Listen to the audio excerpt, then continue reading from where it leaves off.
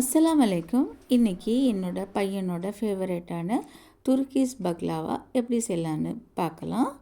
இதுக்கு நம்ம நெய் எடுத்துக்கலாம். நெய் ஒரு 150 கிராம் நெய் நம்ம போட்டுட்டு, இந்த சேமியா பாக்கெட் ரொம்ப மெல்லிசான சேமியா பாக்கெட் கிடைக்கும். அதை நம்ம சேர்த்துக்கலாம். சேர்த்துட்டு கொஞ்சம் நல்லா நெய்யில் தான் ஃப்ரை பண்ணணும். அப்படி இல்லைன்னா பட்டரில் கூட ஃப்ரை பண்ணிக்கலாம்.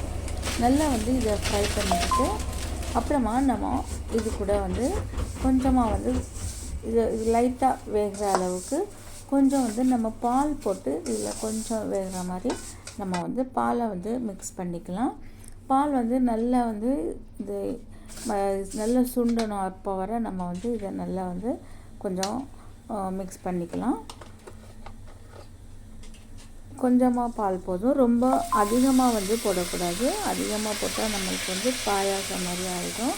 அதனால் ஓரளவு கொஞ்சம் முங்குற அளவுக்கு நம்ம போட்டுட்டு இதை மாதிரி நம்ம நல்லா இதை பால் இதில் நல்லா எல்லாமே இந்த சேமியாவில் அப்சார்ப் ஆகிற மாதிரி நம்ம இதை மாதிரி பரட்டி விட்டுக்கலாம். அப்புறமா இதை நம்ம சுகர் சிரப் கூட சேர்க்கலாம். ஆனால் நம்ம சுகர் சிரப் சேர்க்குறதோட கண்டன்ஸ் மில்க் நான் பாதி பாட்டில் கண்டன்ஸ் மில்க் இது கூட நம்ம சேர்த்துட்டு இதுவும் நல்லா சுண்டுற அளவுக்கு நம்ம நல்லா இதை மிக்ஸ் பண்ணிக்கலாம். இதில் கண்டன்ஸ் மில்கில் சுகரும் அதிலே இருக்குது. அதனால் நம்ம எக்ஸ்ட்ரா சுகர் ஒன்றுமே இதில் ஆட் பண்ணக்கூடாது.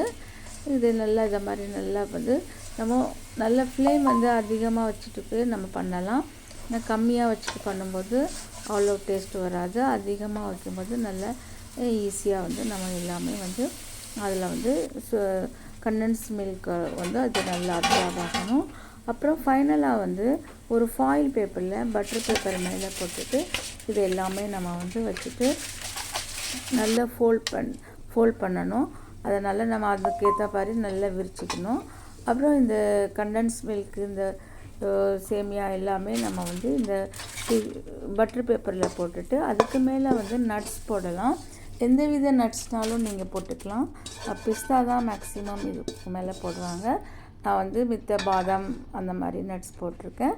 போட்டுட்டு நல்லா இதை நம்ம நல்லா ஷேப் பண்ணிவிட்டு அப்புறம் ஃபோல்ட் பண்ணிவிட்டு நம்ம ஃப்ரீஸில் வச்சிடணும். நார்மல் ஃப்ரீஸில் வச்சுட்டு அப்புறம் நம்ம எடுத்து நம்ம கட் பண்ணி இதை ஷேப்பில் சாப்பிடும்போது சேம் நம்மளுக்கு துர்க்கீஸ் பக்லாவா மாதிரியே டேஸ்ட் இருக்கும். பாருங்கள், இந்த மாதிரி நல்லா நம்ம நல்லா ப்ரெஸ் பண்ணி எடுத்துக்கணும். அப்புறம் அப்படி ப்ரெஸ் பண்ணிவிட்டு நம்ம அப்புறமா ஃப்ரிட்ஜில் இருந்து எடுத்து கட் பண்ணும்போது நம்மளுக்கு ஷேப் நல்லா அழகாக வரும். இந்த மாதிரி நட்ஸ் எந்த வித நட்ஸ்னாலும் நீங்கள் போடலாம். மேக்ஸிமம் பிஸ்தா தான் நல்லது. நான் ஃபஸ்ட்டு சொன்னபடி இது ஃபுல்லாக நம்ம நட்ஸ் எல்லாமே நம்ம இந்த மாதிரி தூவிக்கணும்.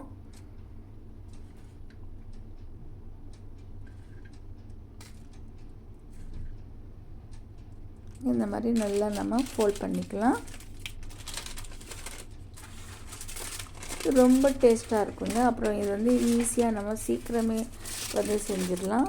ரொம்ப டைம்லாம் எடுக்காது. நீங்கள் செஞ்சு பார்த்துட்டு எப்படி இருக்குதுன்னு நீங்கள் கமெண்ட்ஸ் பண்ணுங்கள்.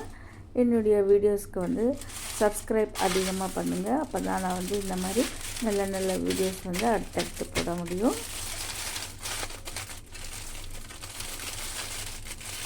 இந்த மாதிரி 2 பக்கமும் நம்ம ஃபோல்ட் பண்ணிவிட்டு அப்புறம் ஃப்ரீஸில் வச்சுக்கலாம்.